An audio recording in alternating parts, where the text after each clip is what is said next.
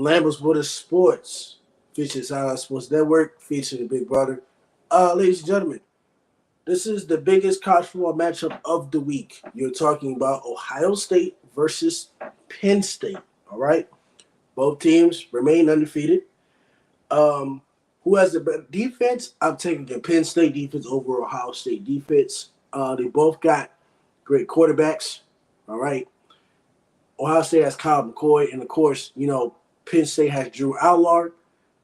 In this matchup, I understand that Penn State hasn't really won a road game as far as like a ranked team in a while. I think it's been since maybe 1994 since they won a game on the road against a top ranked 5 team or something like that I looked into. I have a lot of high confidence in Penn State, but I just have a gut feeling that Ohio State somehow will pull off a win like they did against Notre Dame. Now, I understand it's just 2 different teams. As much as I hate Ohio State, I'm going to go ahead and go with Ohio State to beat Penn State. I'll give you the score 24-17. It'll actually be a little lower scoring game because I think the Penn State defensive line is going to expose a little bit of the Ohio State offensive line because it still has weaknesses. They only have 2 receivers. I mean, they have Ibuka and then they have Marvin Harrison Jr. So if you could expose that and the run game is not always really consistent, I'm trusting the Penn State defense, obviously, but it's just going to come down to who has the most turnovers. And I think if Penn State turns the ball over more than Ohio State does, they would not win. So the only way they will win is unless they play turnover-free football, but that might not be the case. I'm going to go Ohio State 24-17. My final score is 20-17, and I also was leaning on the turnover area to make my decision, and that's why I'm going with Penn State. I'm taking the upset here, and it's because Drew Allard doesn't turn the ball over. He's throwing the ball at 65%. Obviously, they spread the offense out a little bit within the pass and run. It's not only passing like Ohio State likes to do. And to the Ohio State running back credit, like you said, they're not consistent. Well, they don't get the ball consistently. And I think that's why it's off. They do have a really good tandem in the backfield with Trey Henderson, and then I don't know who this other dude's Treneum, something like that. Henderson's 6.7 yards a carry, 5 touchdowns, and then the other dude is 4.6 and 3 touchdowns. So they have good running backs. They just don't use them as often as maybe they should. But a big reason for that is because they have Marvin Harrison Jr. on the outside. But we've seen him get limited by good defenses. We've seen it happen this year. And this is the best defense in the country. They allow 8 points a game. That's second in the country.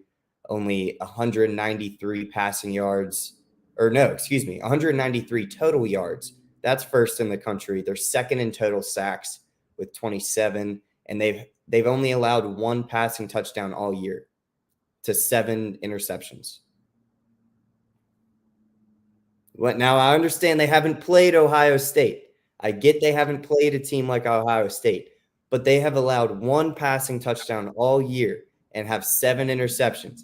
They allow a 49% completion percentage. That's first in the country. They allow 121 passing yards a game. They allow 72 rushing yards a game. They've had 2 shutouts, and no team has gone over 15 points. And I understand Ohio State has won a game where they barely were at 15 points. I get it. But this is a better defense. This is a defense that I don't think is going to fold going into the latter parts of the season. And, the defense of Ohio State is good too, but they don't have they don't have half the sacks. They have less interceptions, and they allow more touchdowns. So it's the upset, but I'm going Penn State, dude. Well, you might be right, or you might be wrong, like he was with the USC Notre Dame pick. But we will let that play out. Because, like I said, you're only up 1 game in college football. So I got you on the college football picks. But the NFL, you'll be up for a while, maybe until week 18, until a team starts slipping up and whatnot.